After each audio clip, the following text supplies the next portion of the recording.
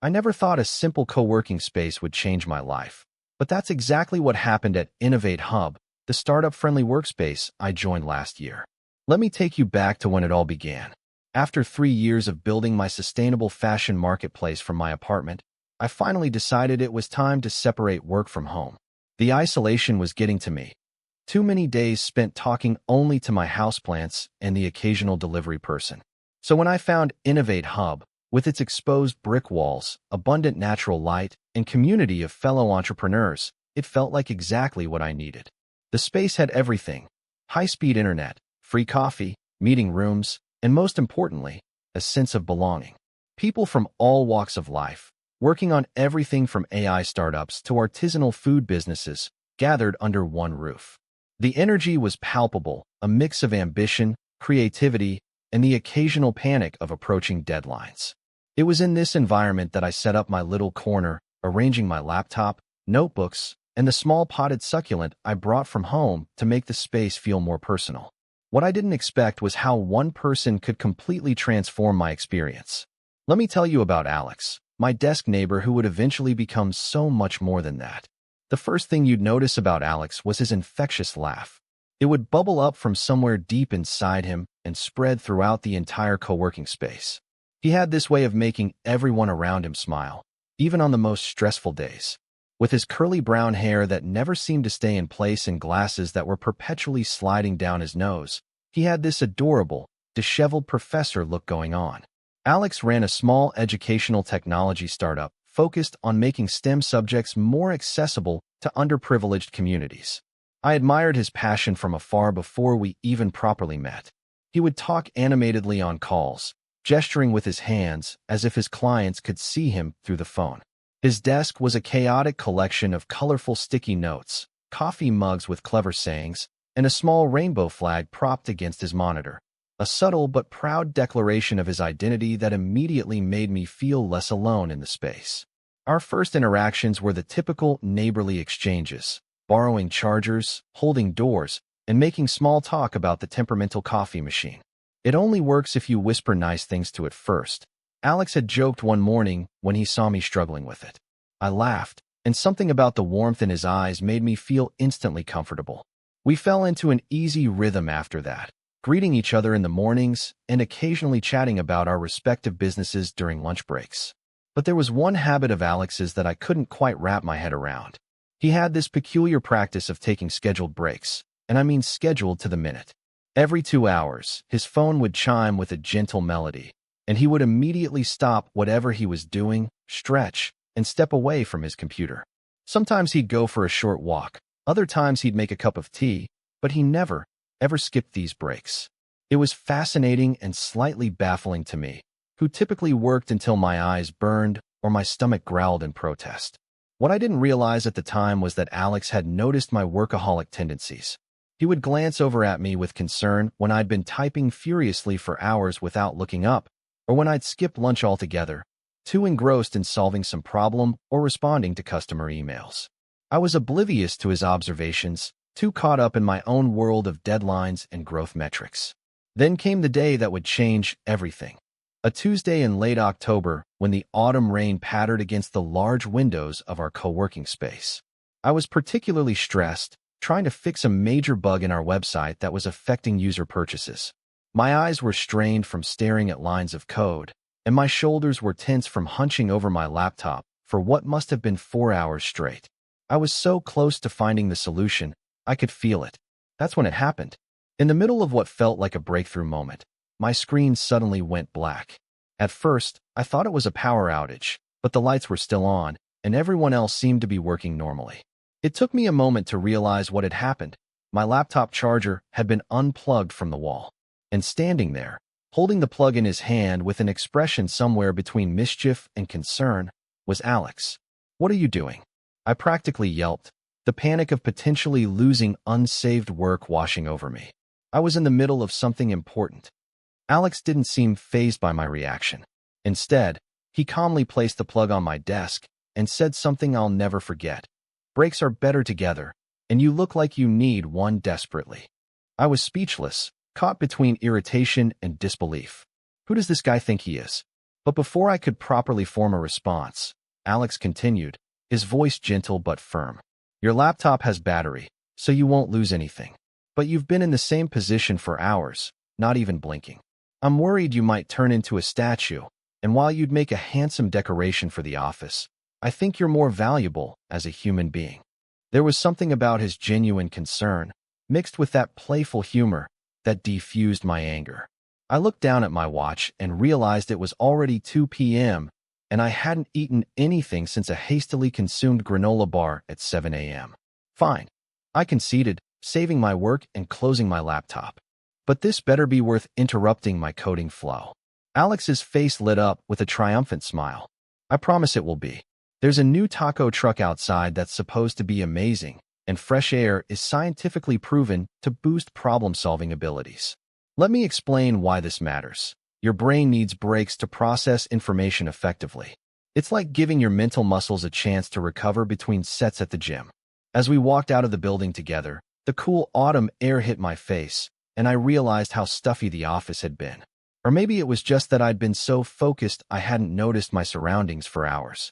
Alex led me to the taco truck, and as we waited in line, he explained his philosophy on work breaks.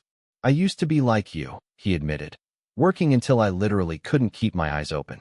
I thought that's what being dedicated meant. But then I burned out so badly in my last startup that I couldn't work at all for 3 months. That's when I learned about the importance of rest and recovery in the creative process. I listened, somewhat skeptically at first, as he talked about the Pomodoro technique and various studies on productivity and mental health. The tacos arrived, mine with carne asada, his vegetarian with extra guacamole, and we found a bench under a tree with just enough coverage to shield us from the light drizzle. But don't you worry about losing momentum? I asked between bites of what was, admittedly, one of the best tacos I'd ever had. Sometimes when I'm in the zone, I feel like stepping away might break the spell. Alex nodded thoughtfully. That's a valid concern. But here's what I've found. When I force myself to step away, my subconscious often continues working on the problem. I can't tell you how many times I've solved a coding issue while washing dishes or taking a shower. Our brains need that diffuse thinking mode. There was something compelling about his argument, or maybe it was just the way his eyes crinkled at the corners when he spoke about something he was passionate about. Either way, I found myself actually enjoying this forced break, the taste of fresh food, and the company of someone who seemed genuinely interested in my well-being. When we returned to the office, refreshed and slightly damp from the rain, I was surprised to find that I solved the bug within 20 minutes. The solution seemed obvious now, though it had eluded me all morning. I glanced over at Alex, who caught my eye and gave me a knowing smile as if to say, "Told you so." That incident marked the beginning of a new routine. Alex didn't unplug my laptop again. He didn't need to. His phone would chime with that familiar melody, and he'd look over at me with a raised eyebrow. Most of the time, I'd sigh dramatically but join him for whatever break activity he had planned. Sometimes it was as simple as making tea in the office kitchen. Other times, we'd take walks around the neighborhood, discovering hidden street art or quaint shops we'd never noticed before. During these breaks, our conversations deepened. I learned that Alex had grown up in a small conservative town where he never quite fit in, that he'd started his first business at 19 selling custom-designed t-shirts online, and that his current startup was inspired by a favorite teacher who had believed in him when no one else did. In turn, I shared stories about my journey, the challenges of being taken seriously as a young entrepreneur in the fashion industry, my commitment to sustainability in a notoriously wasteful field, and my dreams of creating a platform that would revolutionize how people think about clothing consumption.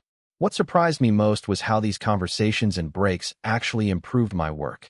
I found myself more focused, more creative, and honestly, happier to be at my desk each day. The anticipation of our break time chats gave me something to look forward to during intense work sessions. About a month after the infamous laptop unplugging incident, Alex and I were taking our afternoon break at a small cafe down the street. The November chill had set in, and we were warming our hands around mugs of hot chocolate, debating the merits of different programming languages. A conversation that would have bored most people to tears, but somehow felt engaging between us. "You know," Alex said, looking at me with an expression I couldn't quite read. "I have a confession to make." "Oh," I raised an eyebrow, curious. Is this where you tell me you've been secretly unplugging other people's laptops all over the co-working space? He laughed, that infectious laugh that always made my heart do a little skip. No, nothing like that. It's just, I noticed you the very first day you joined Innovate Hub. You were wearing that blue button-up shirt with tiny whales on it, and you looked so determined setting up your workspace. I remember thinking how cute you were, but also how intensely focused you seemed. I felt a blush creeping up my neck. You noticed my shirt? I didn't think anyone paid attention to those details. I notice everything about you, he said quietly, and something in his voice made me look up and meet his gaze. The way you scrunch your nose when you're debugging, how you tap your fingers in rhythm when you're thinking, the little dance you do when you solve a particularly difficult problem. I was speechless. I'd been so absorbed in my work that I hadn't realized I was being observed so carefully, so affectionately. The whole breaks are better together thing, he continued. It wasn't just about productivity. I mean, it is important, and I do believe in it, but it was also just an excuse to spend time with you. The cafe seemed to fade away around us as the implication of his words sank in. All those breaks, those conversations, those shared moments, they had meant as much to him as they had begun to mean to me. Well, I finally managed to say, my voice surprisingly steady despite the butterflies in my stomach. I'm glad you unplugged my laptop that day, even if I wanted to strangle you at the time. His laugh this time was tinged with relief. So you don't regret our breaks? I reached across the table and took his hand in mine, a gesture that felt both terrifying and completely natural. Breaks with you are the best part of my day. The weeks that followed were filled with a new kind of energy. Our break times became more precious, often extending slightly longer than they should have. We were still dedicated to our respective startups, but we'd found something equally valuable in each other: support, understanding, and a shared vision of what work-life balance could look like. Our relationship evolved naturally, from colleagues to friends to something more. Our first official date was actually at the co-working space, after hours, when everyone else had gone home. Alex had somehow convinced the management to let us stay late, and he set up a projector to play an old movie on the blank wall. With takeout spread on a desk and the office transformed by the soft glow of string lights he'd hung up, it was the most thoughtful date I'd ever been on. As we grew closer, our professional lives began to intersect in unexpected ways. I helped Alex redesign his website with a more user-friendly interface, while he helped me implement better analytics tools to track customer behavior on my platform. We became each other's sounding boards, offering perspectives that we might have missed on our own. The other members of the co-working space noticed the change in us. Some teased us good-naturedly about our synchronized breaks and the not-so-subtle glances we exchanged across our desks. Others asked for advice on their own work habits, inspired by the balance we seemed to have found. One particularly memorable moment came during a community event at Innovate Hub. The space regularly hosted networking mixers for members, and this one happened to fall on the 3-month anniversary of the day Alex unplugged my laptop. We were standing near the refreshment table when the founder of the co-working space clinked a glass to make an announcement. I want to take a moment to highlight something special that's been happening here, she said, her eyes finding us in the crowd. Many of you have noticed that our space isn't just about individual work anymore. It's about community and connection. And no one exemplifies that better than these two gentlemen right here. She gestured toward us, and I felt Alex's hand slip into mine as all eyes turned our way. Their partnership, both professional and personal, reminds us why we created this space to begin with. It's not just about having a desk and Wi-Fi. It's about the magic that happens when creative minds come together. The room erupted in applause, and I felt a mixture of embarrassment and pride wash over me. Alex squeezed my hand, and when I looked at him, the affection in his eyes made everything else fade away. Later that night, as we walked home under a clear winter sky, Alex turned to me with a thoughtful expression. Do you ever wonder what would have happened if we hadn't been assigned desks next to each other? I considered this for a moment. I'd probably still be working 12-hour days without breaks, slowly turning into a human-shaped computer. He laughed, pulling me closer as we walked, and I'd still be taking my breaks alone, wishing I had someone to share them with. I guess we both got lucky, I said, leaning into his warmth. It wasn't just luck, Alex replied, stopping under a streetlight that illuminated his face in a soft glow. I may have unplugged your laptop, but you were open to the interruption. You could have just plugged it back in and ignored me. He had a point. In the hustle of startup life, it's easy to see any interruption as an unwelcome distraction. But sometimes, those interruptions turn out to be the most important moments of our lives.